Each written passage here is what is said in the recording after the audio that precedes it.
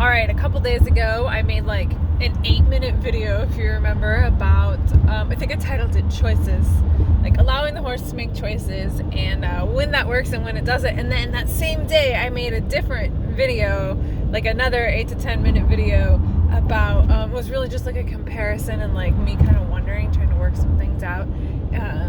And it was about the horse.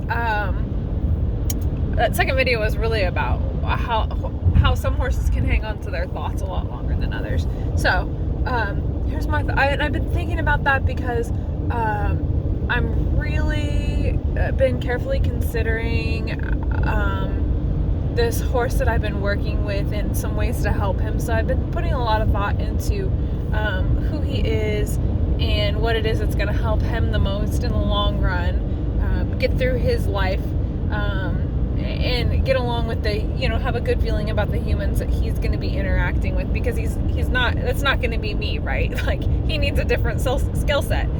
So anyway, I've been thinking about those things, and I was re-listening to one of those videos this morning, and it really made me think about how those two things are really related. Because one of the things that I've been seeing happen, I mentioned this in my video about choices.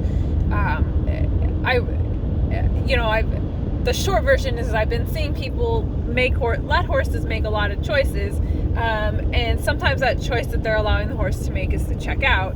And I went on a whole long list of reasons why I thought this could be a problem, because as much as I think choices are really important, but I also think that you need to keep the horse's thought with you, which is exactly what that's where I'm going with this.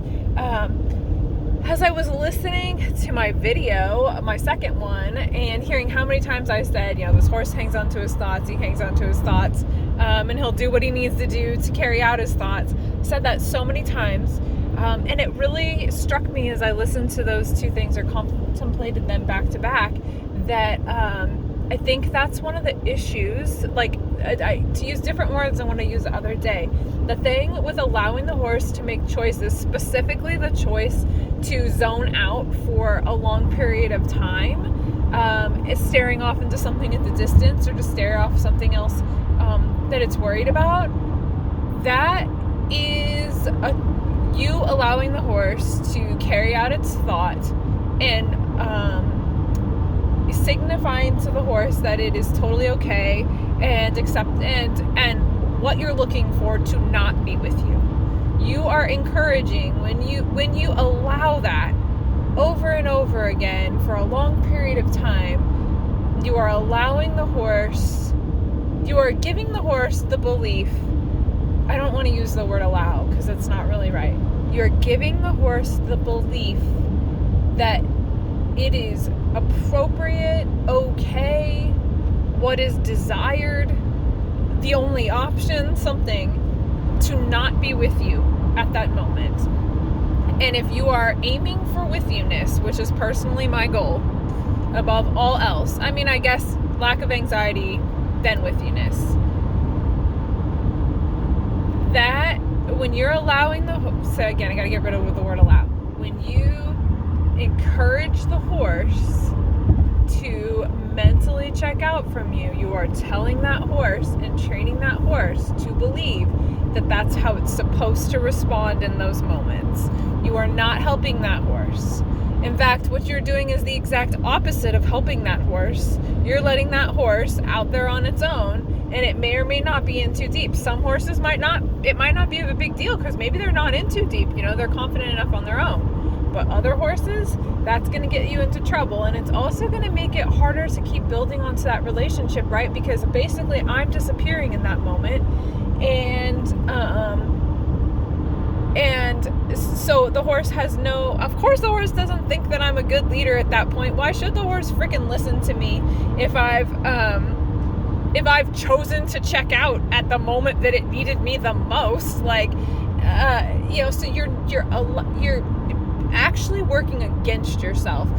You need to ask the horse, you need to try to get its attention back to you. And I'm not saying you get mad at it or you throw a fit. What I am saying is hopefully you've done your prep work so that the horse understands how to change its thoughts well enough that when you do interrupt its thought, or when you do block its thought from going off to look at those sheep, that it doesn't have to have a total meltdown about it, that it can keep itself together mentally, and then you two handle it together. So I said this to somebody a while back. She said, well, what are you doing in that moment? And I said, well, I'm supporting the horse. I'm going, which I used the words I should have said was, I'm going with the horse. That's what I meant. It is not what came out of my mouth. And she's like, well, you should not support the horse. He needs to be able to do it on his own. And it put a twist in my gut at the time. I was actually having a lesson with that person at the time, and it was not going well, if you could tell. And I almost quit right in the middle of the lesson. I almost quit after that. In fact, I guess I did. I was like, I'm not doing that again. We just don't agree. There's some things we're not going to agree on. And I really went home and I thought about that. Like, it literally gave me a stomach ache. And I thought about this whole idea, and I finally came to the conclusion, no, I think I'm supposed to be with the horse. And I'm supposed to be, like, whether you want to say supporting the horse or going with the horse or whatever, that's my job as the human. The horse does not have to be out there doing it all on their own. And if I am checked out from that horse, of course it's going to start to think that it's got to take care of stuff on its own, because I am not there to help it. So this is just yet another reason why I feel like, let the horse make its choices, but don't ditch them while you're doing it. I mean, that's basically what leaving that pause in there, long pause, is doing, is you're ditching that horse, and then you're just actually reinforcing the behavior that most people don't actually want to see. At least it's not the goal that I have. That is not the goal that I have. And again, as I said in my last video, the whole reason people don't understand why that's working. It's not working because you're letting the horse sort it out. It's not working because the horse suddenly calmed down. It's working because you didn't interrupt their thought. And because you didn't interrupt their thought, they never had to confront that. You didn't get that braced up reaction. Because you didn't interrupt their thought.